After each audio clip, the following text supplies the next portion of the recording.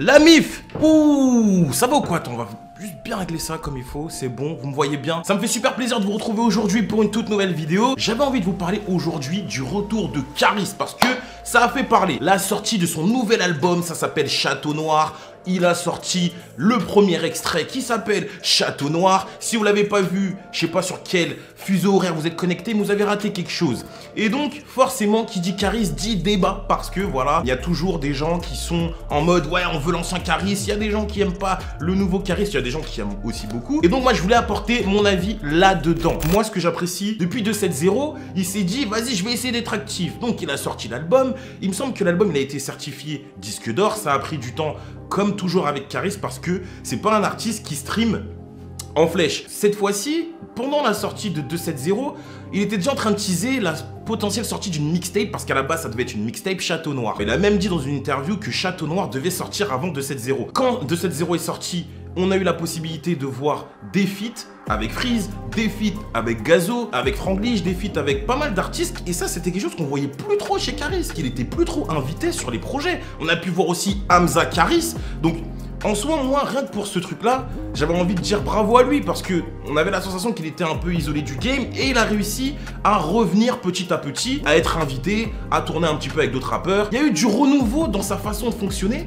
Et rien que pour ça, je pense qu'il faut le dire, il faut le souligner. Château Noir, premier extrait. Pour moi, on va parler direct du clip. Le clip, il est super lourd. Je trouve que vraiment Black Vision, ils font un travail incroyable. Et ils l'ont été sur Goulag, ils l'ont été sur Illimité, ils l'ont été sur d'autres choses. Mais je trouve que voilà, ils amènent une vision artistique. Et du coup, vu que c'est là depuis un petit temps, tu vois, je trouve que voilà, ça s'implante et on voit une nouvelle image de Caris. C'est fou parce qu'on est tous conscients qu'on est des hommes, des femmes, et qu'on est dans un processus d'évolution perpétuelle. La personne que on était hier, on ne sera plus la même demain, et ainsi de suite. Il nous arrive quand même de rester bloqué sur des propositions artistiques, et on n'arrive pas à accepter la nouvelle proposition. Caris, il est face à un problème de ce type.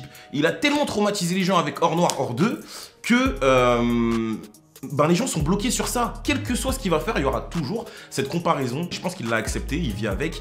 Mais je suis aussi d'avis de dire que, soyons honnêtes, qui peut te dire que CR7 avant était le même qu'aujourd'hui?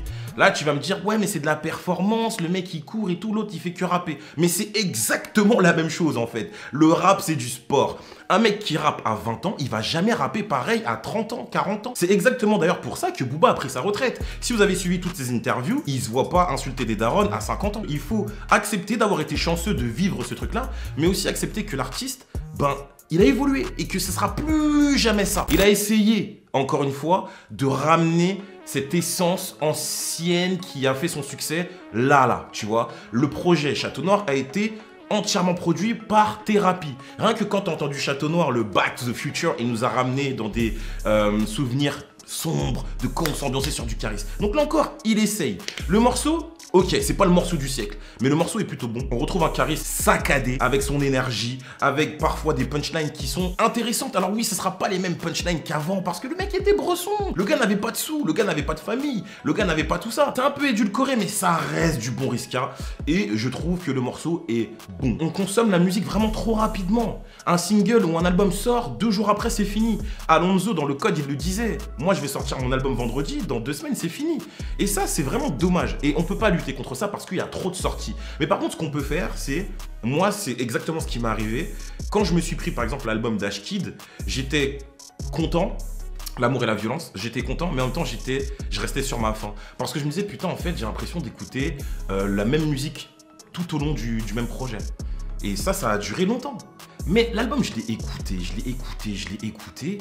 Et aujourd'hui, pour moi, c'est un des plus bels albums de cette année. Parce qu'il y a une recherche artistique. C'est pas que pendant 24 heures ou 48 heures, tu vas écouter le truc et en fait, non, tu peux pas. Tu peux pas te faire un avis définitif en 48 heures. Parce que la musique, c'est vraiment quelque chose qui se consomme dans différentes situations, dans différents environnements. Et ta perception peut être différente en fonction de ce que tu vas vivre. Il faut laisser le temps à la musique de vivre. C'est pas en 24 heures que tu pourras te dire tac, non, c'est bon, ouais, finito. Non, non. Et c'est exactement aussi ce qui se passe avec Booba. Les 48 premières heures, tout le monde était ah putain, ouais.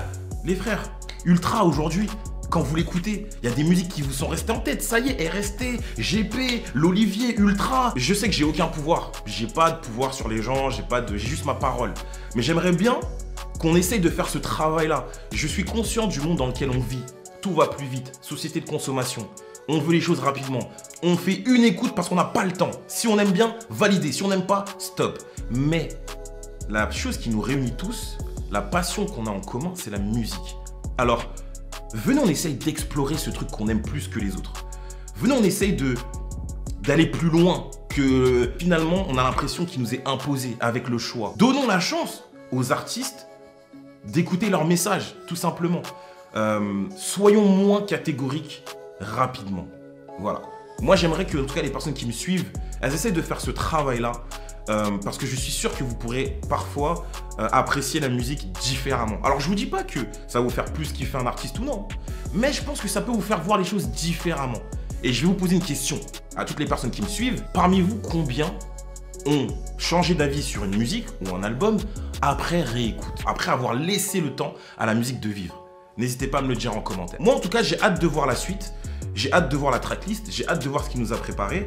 Et je vous ferai sûrement une analyse du projet, mais après une bonne écoute. Voilà, j'ai envie de prendre le temps de kiffer la musique. Et si finalement, ce n'est pas nous, ceux qui ont la possibilité de pouvoir discuter avec pas mal de gens et de leur donner notre avis, sinon on ne vous propose pas cet avis-là de prendre votre temps, de laisser la musique vivre et pas juste avoir un avis en 2-3 heures, eh ben, je pense que nous-mêmes, on ne fait pas le travail. C'est à nous aussi de vous dire, les gars, la musique, c'est du temps, en fait. C'est pas comme un match de foot où tu as 90 minutes et voilà, tu vois. Non, tu as du temps pour la kiffer dans différentes situations. Alors, donne cette chance à l'artiste de te transporter parce que c'est une œuvre qu'il te propose. Voilà. J'espère que vous avez apprécié cette vidéo. J'espère que vous avez compris le sens de mon message. Moi en tout cas ça m'a fait du bien et en ce moment je fais des vidéos parce que ça me fait du bien de parler avec vous, ça me fait du bien d'avoir des retours. Ne vous inquiétez pas, je suis pas touché par les vues parce que j'ai toujours été très lucide et que je connais mon potentiel et je sais ce que je vaux et que si je veux récupérer tout ce que j'ai eu, il faut juste que je m'en donne les moyens. Suivez-moi sur Twitter, sur Instagram parce que je suis aussi très actif là-bas et je vous dis prenez soin de vous. C'était votre gars Joss, donnez-moi votre avis sur tout ce que je vous ai dit, sur Château Noir, sur le système d'écoute, de prendre notre temps et on se retrouve je pense demain ou mercredi pour ce que j'attends de Julius 2 de SCH. See you next time guys, peace out, ciao.